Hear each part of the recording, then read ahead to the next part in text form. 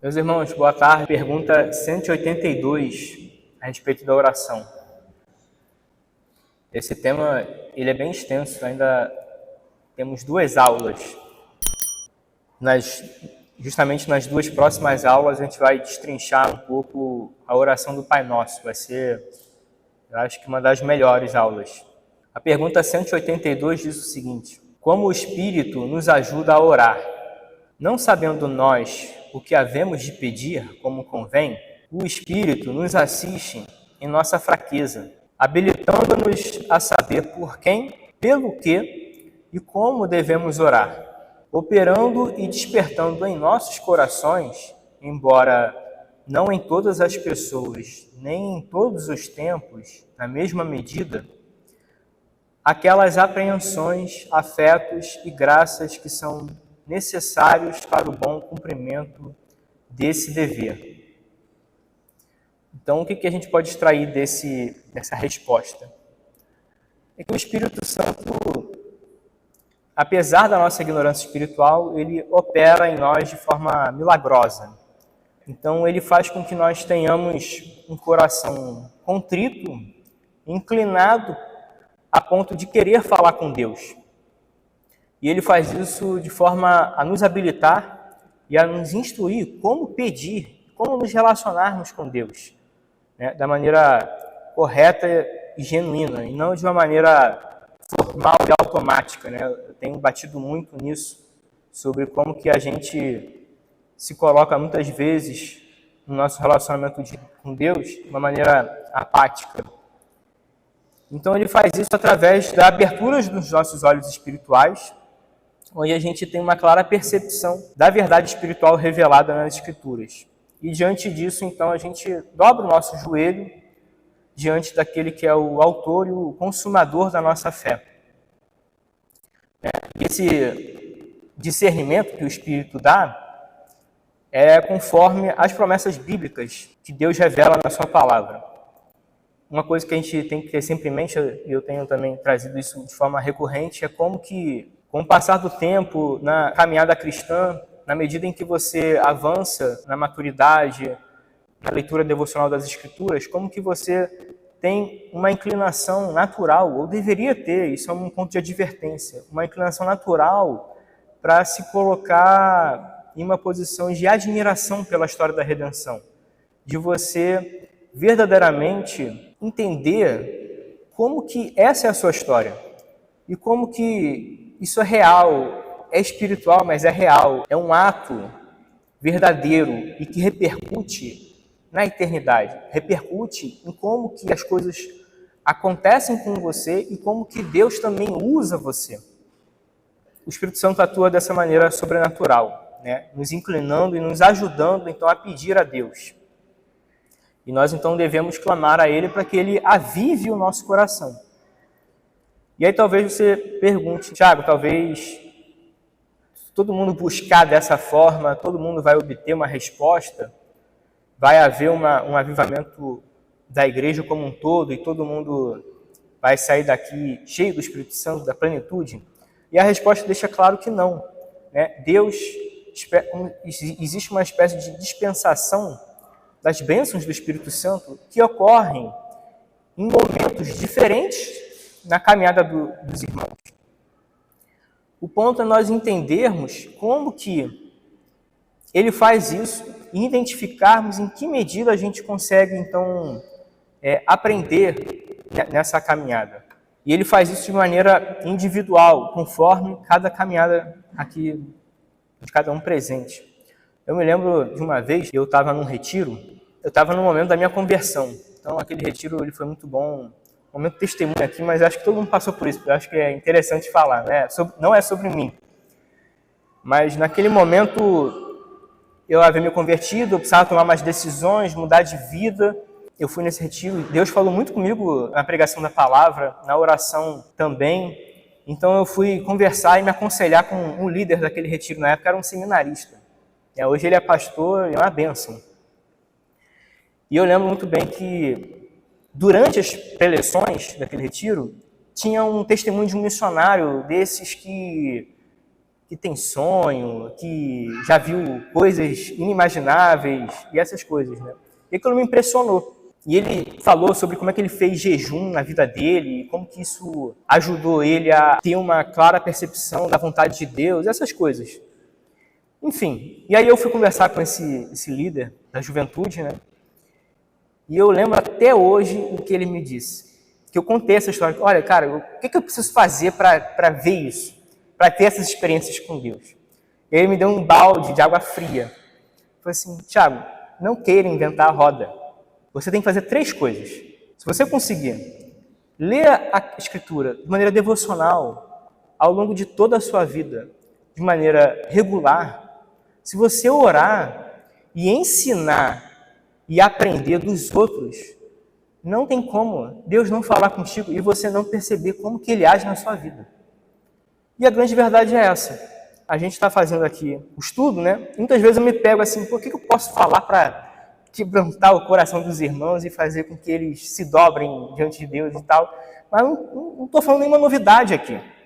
O ponto é que muitas vezes nós esquecemos disso e tentamos criar atalhos. A verdade é essa. Nós queremos sempre criar um meio de pular etapas da nossa caminhada cristã. Então queremos ter experiências com Deus, respostas de Deus, quando não nos submetemos à vontade dele e como que ele se revela com o passar do tempo.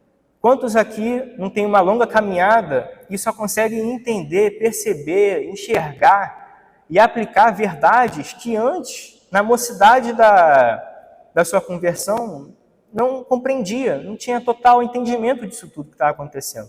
Por consequência, quando a gente não tem essas percepções básicas, a gente acaba querendo inventar roda e a gente acaba negligenciando esse feijão com arroz que Deus nos dá. Por consequência, a gente ignora a instrução mais básica que o nosso Senhor, o próprio Senhor nos ensinou, que é nos trancar nos nossos quartos em secreto e falar em secreto com Ele, que Ele vai responder. Então, pode acontecer de às vezes nós não termos essa vivência e resumirmos as nossas vidas de oração a sabe o quê? Orações públicas, onde você realmente só fala com Deus de maneira propositiva quando alguém pede para você orar. Ou na igreja, ou você está agradecendo pelo seu alimento, ou quando você vai orar pela cura de alguém que pediu no grupo da igreja. Mas são só nesses momentos que você faz. E isso é muito pouco para aquilo que o Senhor nos instrui a fazer. Então, entre no seu quarto, fale com Deus em secreto.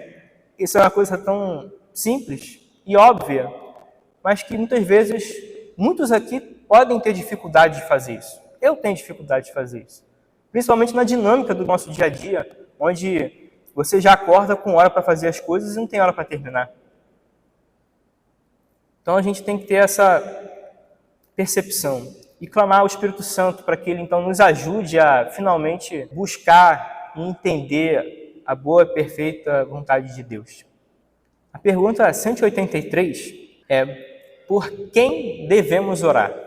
E essa pergunta vai ser dividida em 2 partes. E aí vocês vão entender o porquê. Por quem devemos orar?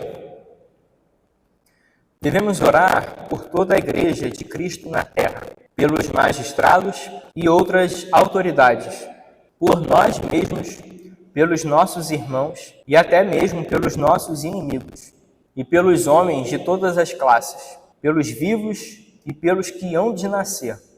Porém, não devemos orar pelos mortos, nem por aqueles que se sabe terem cometido o pecado para a morte. Então aqui nós temos um direcionamento para a gente ter um norte sobre o que nós devemos orar. E, novamente, eu não estou inventando a roda. A gente tem que orar por toda a Igreja de Cristo. E o alerta aqui é nós sempre estarmos conscientes de que nós fazemos parte de um corpo. Então, devemos ter o cuidado de nos lembrar dos nossos irmãos, que não necessariamente estejam apenas aqui, não só no bairro Imperial, mas como da IPB, ou então daqueles amigos que congregam em outras denominações e até mesmo, infelizmente, em algumas seitas, onde, por vezes, talvez caiamos na tentação de julgar a doutrina de determinada igreja, e muitas pessoas que estão ali dentro são filhas do Senhor. Devemos orar por essas pessoas para que Deus também se revele a elas, Deus manifeste a sua verdade a ponto de direcioná-las para uma igreja real que pregue de fato o Evangelho. Mas que a gente não ore só por nós mesmos, mas oremos por toda a Igreja de Cristo. Até mesmo aquelas que não fazem parte do nosso continente, aquelas que nós tomamos conhecimento em situações extraordinárias, como a viagem da Rafinha, e a gente toma conhecimento de situações e contextos que, se não fosse por ela, nós não saberíamos. Então é mais um motivo de nós não só ensinarmos, mas aprendermos dos nossos irmãos todas as vivências que a Igreja de Cristo vive e realmente orar convicto de que somos parte do mesmo corpo. Devemos orar também pelos nossos governantes, para que eles façam uma boa gestão.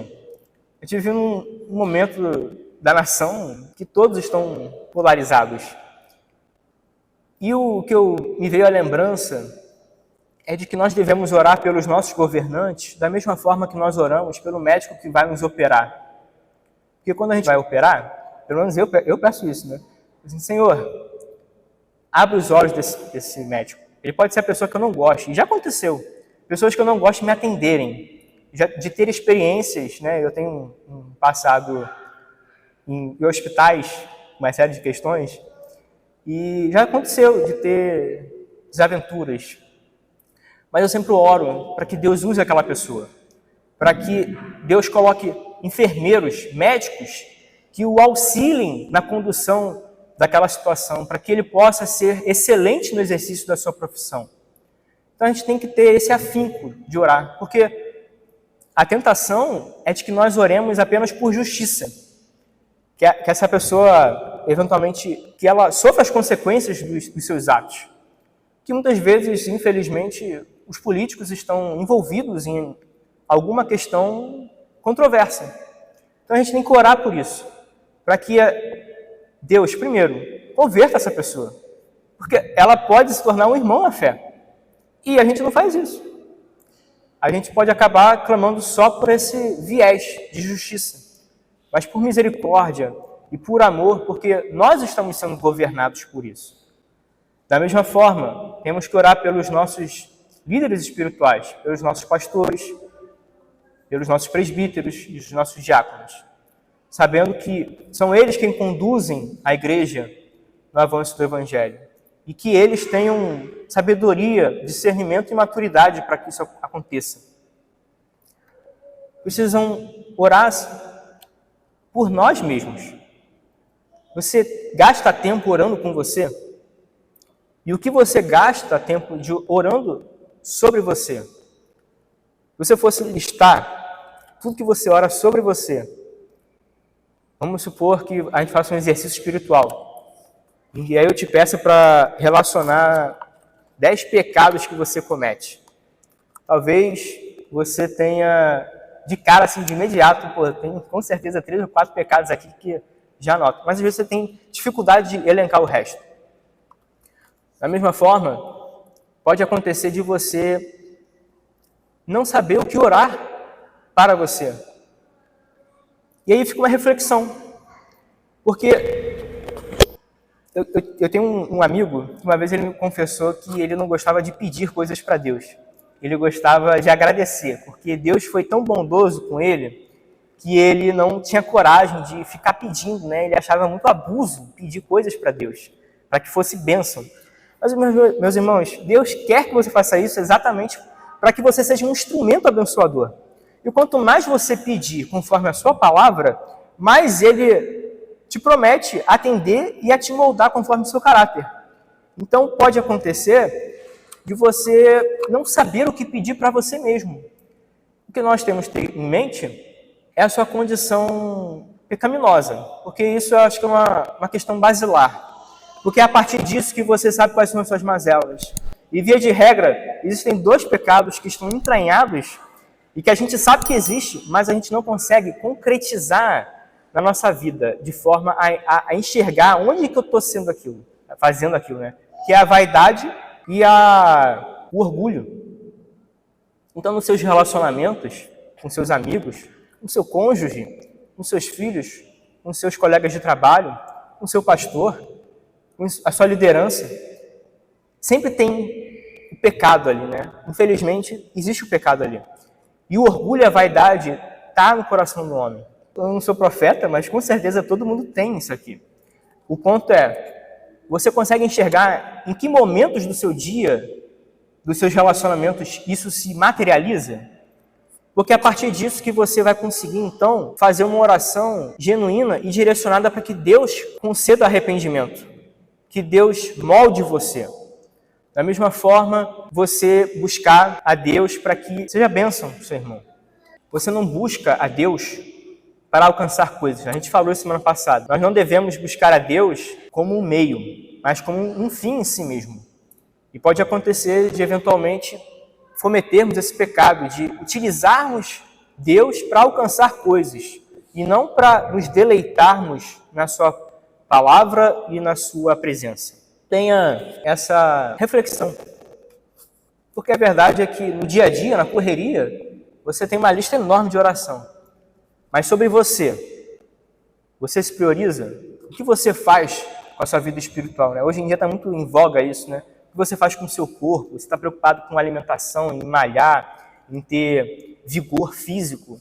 Mas o seu vigor espiritual, como que acontece? Como que você cuida disso?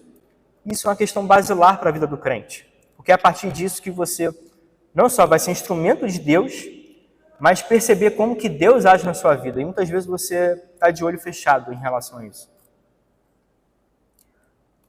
Também devemos orar por quem? Pelos nossos inimigos. A Bíblia não fala que não devemos ter inimigos, porque isso é impossível. O que a Bíblia nos ensina é como lidar com os nossos inimigos. E o Senhor nos ensina a amá-los e a orar por eles também. Então, da mesma forma, eu quase que relacionei de maneira inapropriada a questão do político, mas você tem que orar pelos seus inimigos. E o ponto crucial, primeiro, é, você consegue dar nome a essas pessoas? Porque inimigo tem nome. Você tem nomes na sua cabeça? Quando você pensa em inimigo, a pessoa. Uma vez, um pastor, amigo, comentando sobre esse ponto, né, de inimizade, você cria experiências e conversas ruins com algumas pessoas que, por algum motivo, elas te machucam. E você fica magoado, e muitas vezes você cultiva esse tipo de sentimento. Não é que é justo você sentir raiva ou coisa do gênero, mas é o que você faz em relação a isso. E é uma coisa que ele me falou que eu achei tão verdade, meus irmãos, vocês oram realmente por aquilo? Por aquela pessoa? Porque quando você se compromete a parar de dar publicidade ou atenção a situações que o teu inimigo causa a você e passa realmente a orar querendo e desejando a conversão dele, isso muda no teu coração e faz com que você mude a percepção de como que o evangelho pode ser proclamado e como que Deus pode ser glorificado na sua ação. Então, dê nome aos seus inimigos. Saiba identificá-los e ore por eles.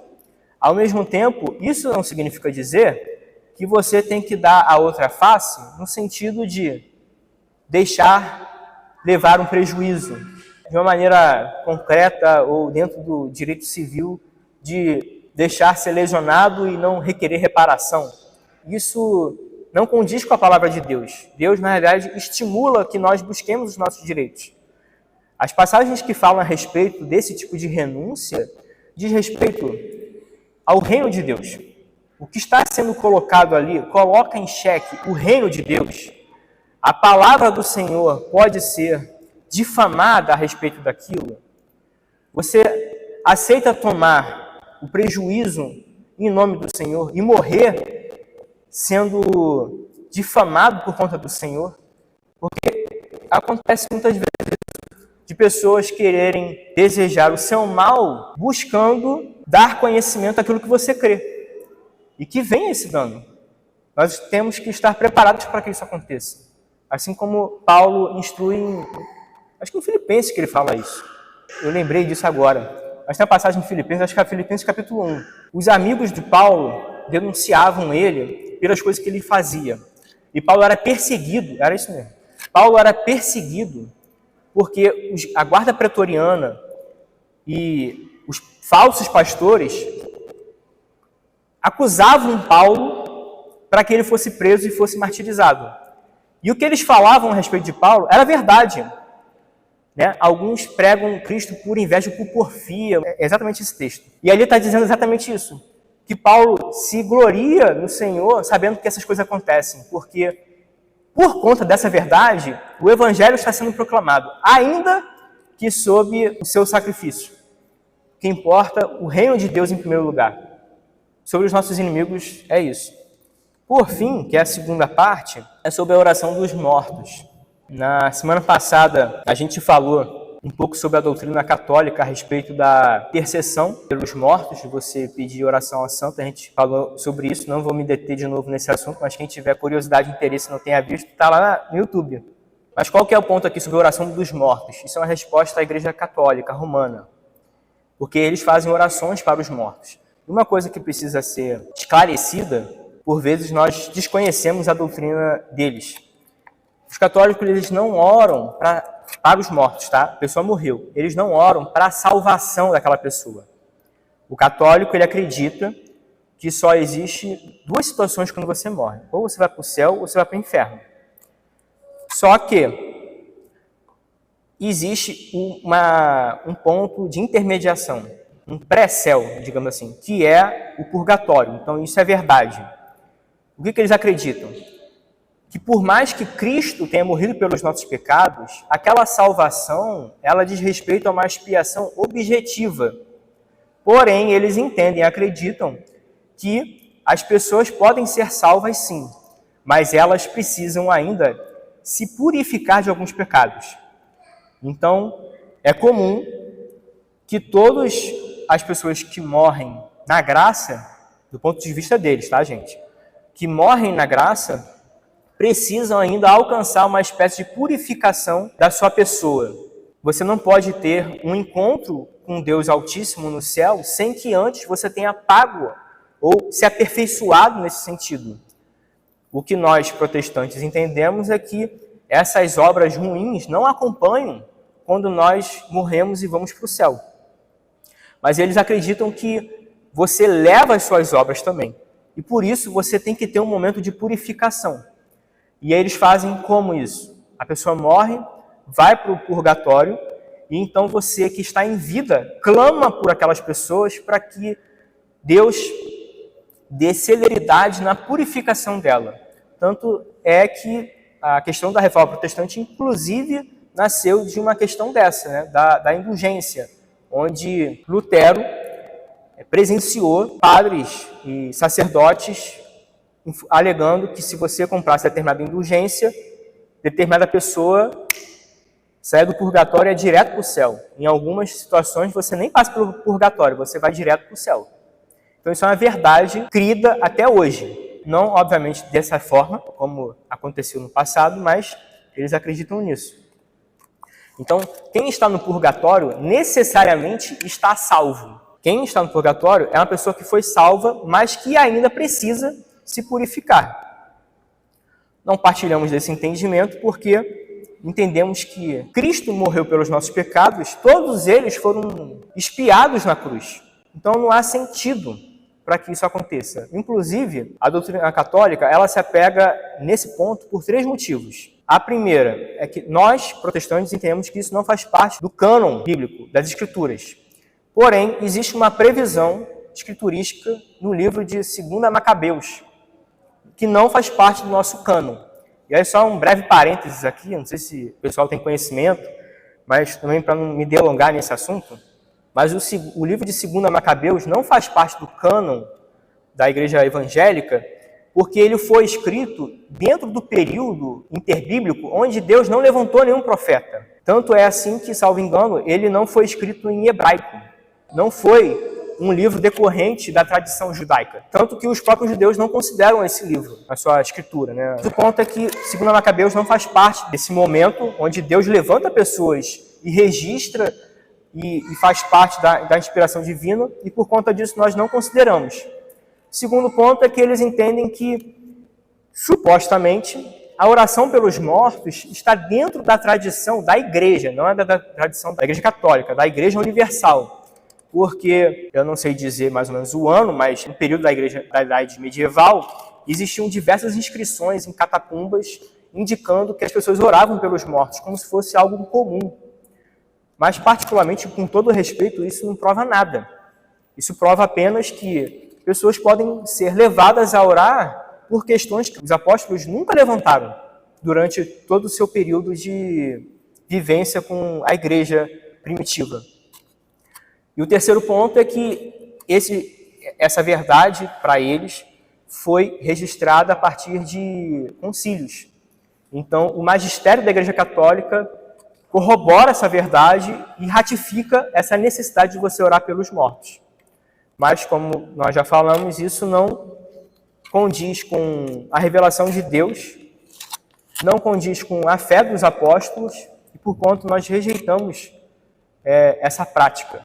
Porque quem já morreu, ou está com o Senhor, ou está gozando já da condenação eterna.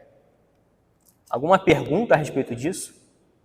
Até é bom perguntar, né? Porque vocês têm uma curiosidade a respeito. Mas ninguém ora, isso eu achei curioso, eles não oram para a salvação da pessoa. A pessoa, em tese, já está salva. O padre Paulo Ricardo, ele diz que o purgatório só tem uma saída, o céu. A questão é, quando que essa pessoa vai sair para o céu? A pergunta 184, pelo que devemos orar? Devemos orar por tudo quanto realça a glória de Deus e o bem-estar da igreja. O nosso próprio bem, aí ó, você tem que orar por você mesmo. O nosso próprio bem ou de outrem, nada porém que seja ilícito. E aí eu retomo a minha frase da semana passada, que você não tem um bilhete premiado com o nome de Jesus que você pode pedir o que você quiser, né? Porque você está pedindo, não é o nome de qualquer pessoa, você está pedindo o nome do Senhor. E em nome de Jesus não é um termo mágico para você terminar bonito as suas orações. Significa dizer que você só está pedindo aquilo porque o próprio Senhor pediria aquilo para o Pai. Então, diante da necessidade de nós conhecermos a história da redenção, de conhecermos como que Deus fala conosco e nós buscarmos essa vontade do Pai, para que saibamos pedir, de forma, inclusive, a não incorrer no erro de pedir coisas ilícitas. Não sei se você já se deparou com uma... Será que você já orou por uma coisa ilícita? É que você talvez pense em uma coisa tão banal, tipo roubar. Mas, não sei, às vezes você pode orar até por um divórcio, né? Eu fiquei pensando, o que eu posso orar? O que eu já orei, achando que eu estou fazendo bem, e na realidade você pode estar fazendo mal? Isso é uma reflexão. Porque você acha que um casamento está ruim e a saída é o divórcio? Ou então que você tem que ser abençoado em detrimento de uma outra pessoa? Então é um outro exercício de reflexão sobre o que nós enxergamos muitas vezes como lícito, mas na realidade a palavra diz que é uma questão ilícita. Eu acho interessante isso. Eu tinha separado, eu acabei não colocando no texto, mas algumas passagens só que indicam como que essa questão da busca de Deus faz com que nós saibamos pedir em nome de Jesus. Acho que é em João que fala. Aquele que tem os meus mandamentos e os guarda, esse é o que me ama. E aquele que me ama será amado de meu Pai. E eu também o amarei e me manifestarei a ele. Então é uma promessa do Senhor. Também, ao mesmo tempo, já não sou eu quem vivo, mas Cristo vive em mim. Então, a partir dessas verdades, o que você pede não é no seu nome. Você tem que ter esse cuidado. E aí, inclusive, Jesus promete que o Pai vai atender a partir do momento que você faz do jeito certo. Em Marcos, capítulo 11, 24, portanto, eu digo, tudo o que vocês pedirem em oração, creiam que já o receberam, e assim sucederá. Mateus 7, 7-8, peçam e será dado, busquem e encontrarão, batam e a porta será aberta, pois todo o que pede recebe, e o que busca encontra. Aquele que bate, a porta será aberta. Em João capítulo 14, do 13 ao 14, eu farei o que vocês pedirem em meu nome, para que o Pai seja glorificado no Filho. As coisas que você pede em oração glorificam o nome do Senhor? O que vocês pedirem em meu nome, eu vou fazer. Jesus promete. Se vocês permanecerem em mim e as minhas palavras permanecerem em vocês, pedirão o que quiserem e será concedido. E por fim, Tiago, capítulo 4, 3 e 4. E quando pedem, não recebem, porque os seus motivos são maus. Vocês pedem coisas a fim de usá-las para os seus próprios prazeres. Então você se utiliza da palavra de Deus e do instrumento da oração para alcançar coisas que não Deus. E aí o próprio Deus fala que ele não vai atender isso. Esse tipo de oração ele não atende. Então a gente deve orar almejando a glória de Deus. A pergunta 185, já caminhando para o final, como devemos orar? Esse é muito bom também. Devemos orar com solene apreensão da majestade de Deus e profunda convicção de nossa própria indignidade, necessidades e pecados, com corações penitentes, gratos e francos, com entendimento, fé, sinceridade, fervor, amor, perseverança, esperando nele com humilde submissão à sua vontade. Gente, você lê isso aqui e fala assim, meu Deus, é impossível orar. Devemos orar com solene apreensão da majestade de Deus, profunda convicção da própria indignidade, da nossa necessidade, do nosso pecado. A gente tem que também ser grato, ser franco, com entendimento, com fé, com sinceridade, com fervor. E eu assim, meu Deus do céu, eu estou perdido. Eu queria fazer uma leitura, uma citação, e explicar a situação, para ver como que isso aqui a gente faz diariamente. Isso é possível. Abre aspas. O problema do incrédulo é que ele está morto em delitos e pecados. Ele perdeu o encanto pelo Criador. Falar sobre a beleza de Deus é usar um linguajar que ele não entende. Ele não tem senso estético. Ele precisa receber esse sentido novo que o capacita a ver a beleza do Evangelho. E o que a mensagem do Evangelho proclama? Um Deus que é justiça e amor. Um Deus que nos ama perdoando os nossos pecados. Mas por ser santo e apegado à sua lei, esse Deus trata de nos perdoar de modo justo. Olhem a mensagem do Evangelho. Preste atenção nisso, gente. Olha a mensagem do Evangelho. Nós nos rebelamos contra esse Deus, que nos criou a sua imagem e semelhança. Ele revelou a sua lei aos nossos corações. Porém, nós tomamos a decisão de virar as costas para ele, de viver em um universo antropocêntrico e não em um universo teocêntrico, vivendo em função da satisfação dos prazeres egoístas dos nossos corações. E o que esse Deus faz? Ele atrai ira sobre si mesmo. Ele desvia a ira do homem e chama a ira para si mesmo. Pune os nossos pecados na sua própria pessoa e abre o caminho para a redenção e a reconciliação. Na cruz, a justiça e o amor se beijam. Na cruz, nós descobrimos que ele não é, Deus não é, o carrasco do universo e o tolo de um Papai Noel. Ele é um Deus santo e justo e infinito em amor.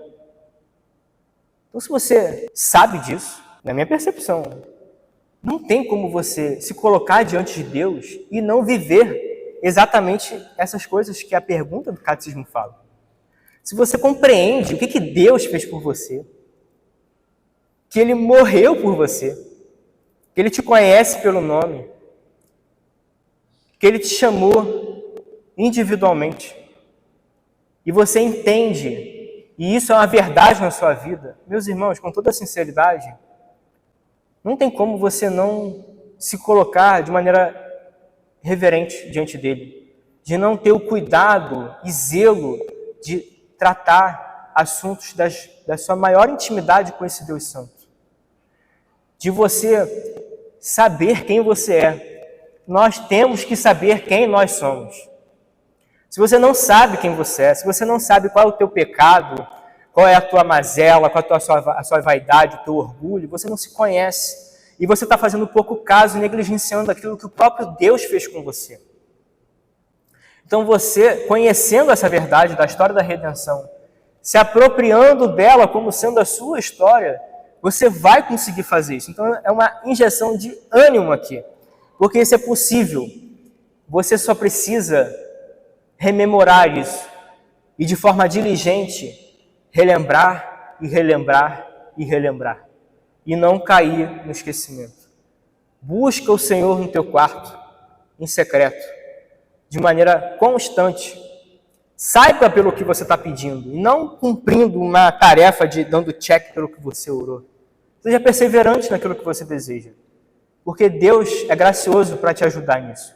E Ele te ajuda, pelo incrível que pareça, porque é nesses momentos que Ele te dá clareza e contrição, que leva você ao choro. Qual foi a última vez que você, orando em secreto, não se pegou chorando? Porque sabe que você não merece isso. Porque Deus faz muito mais do que você precisa. E muitas vezes nós somos ingratos, indiferentes. Então, conheçam a história da redenção e se apropriem dela, porque essa é a verdade. Deus não é um carrasco que quer que você ore de forma diligente sobre determinados assuntos. Ele deseja que você faça isso, mas com amor, com verdade. E ao mesmo tempo, Ele não é um tolo de um Papai Noel que você sai pedindo qualquer coisa para Ele. Tenha reverência, sabedoria, que Ele promete que vai atender aos seus anseios. Por fim, a pergunta 186. Que regra Deus nos deu para nos dirigir na prática da oração? Toda a palavra de Deus é útil para nos dirigir na prática da oração. Mas a regra especial é aquela forma de oração que o nosso Senhor, nosso Salvador Jesus Cristo, ensinou aos seus discípulos, geralmente chamada como oração do Senhor. Então aqui ele dá duas partes da resposta, né? Qual é a regra que Deus deu para a gente orar? A resposta tem duas opções. A oração do Pai Nosso, que é o que a gente vai ver a partir da semana que vem, petição por petição, e a própria Escritura. E aqui, já caminhando para o final, eu lembro, inclusive, naquele retiro, né, que eu comentei agora há pouco, que eu vi muita coisa nova, né, a respeito de oração, da Lectio Divina, desses tipos de oração meditativa, né, e são, para quem não conhece Lectio Divina, é uma forma de você orar a Escritura, de você ler o texto bíblico e fazer questionamentos e indagações para o texto e aplicar isso na sua vida, de maneira devocional e prática. É uma coisa muito útil, que demanda esforço e diligência. Mas, ao mesmo tempo, você tem, por exemplo, os Salmos. Você não sabe o que orar? Olha os Salmos. Os Salmos é como se fosse um curso de extensão sobre oração, na prática. Porque ali você tem de tudo. Você tem pessoas orando a respeito de alegria, pedindo ajuda a Deus. Você tem clamores em toda a Escritura, principalmente nos Salmos. Você tem acesso a como que os homens de Deus se relacionavam com Ele e como que eles se dirigiam ao próprio Deus. Então, é uma forma prática e devocional você entender como que aquilo se coloca. Inclusive, você perceber como que a intimidade com o Senhor é tanta a ponto de você se achar no direito de, entre aspas, pelo amor de Deus, mas colocar Deus na parede e exigir respostas de Deus. De falar, Senhor, até quando o Senhor vai se calar? Até quando o Senhor vai esconder o teu rosto de mim? Até quando eu vou ficar aqui sofrendo? Então Deus se coloca numa posição que Ele admite que os seus filhos o busquem em sinceridade, porque, meus irmãos, todo mundo aqui é pecador. Ninguém vai orar sempre bonitinho. Vai orar de uma forma diligente, conforme os próprios salmos fazem. Mas o que eu estou querendo dizer aqui é: Deus te dá abertura para que você seja quem você é. De você colocar diante de Deus aquilo que realmente está dentro do seu coração. E se colocar numa situação de estar aberto ao arrependimento. Porque o próprio salmista diz, tem um Salmo 13, eu lembrei do Salmo 13, de Davi, que ele faz esse tipo de questionamento, mas ao mesmo tempo, no final, ele se gloria no Senhor, sabendo que o Senhor é fiel, que isso é um momento passageiro na vida dele. Então, ele se apega nessa verdade de que Deus nos dá abertura para nós exigirmos coisas que o próprio Jesus pediria e, ao mesmo tempo, atender questões que afligem o nosso coração. Então, que nós façamos isso. Busquemos Deus de maneira santa e reverente, buscando a sua glória e, ao mesmo tempo, atender e descobrir o que Deus quer de nós e como que nós, então, devemos responder a Ele em oração. Amém, meus irmãos?